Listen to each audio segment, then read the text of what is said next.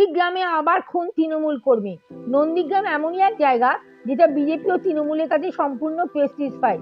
17 দিনই মাথায় আবারও তৃণমূল কর্মীর রহস্য মৃত্যুতে উত্তাল এলাকা।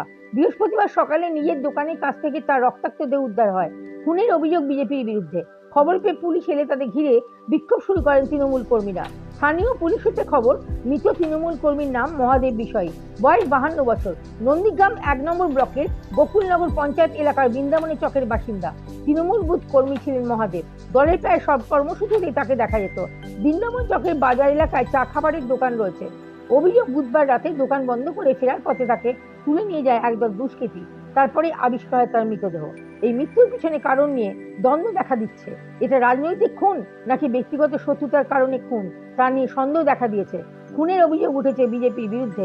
এ প্রসঙ্গে নন্দীগ্রাম 1 নম্বর ব্লকের সভাপতি বাপ্পাদিত্য গর্গ বলেন, মহাদেব দলের সক্রিয় কর্মী ছিলেন। বিজেপি প্রতিহিংসার রাজনীতি করতে গিয়ে ওকে খুন করেছে। যদিও বিজেপি তা অস্বীকার করে বলে এটা ব্যক্তিগত শত্রুতার কারণে খুন। পুলিশ তদন্ত শুরু করেছে। কোর্টে শাশ্বতী চ্যাটার্জি, টার্গেট নিউজ, কলকাতা।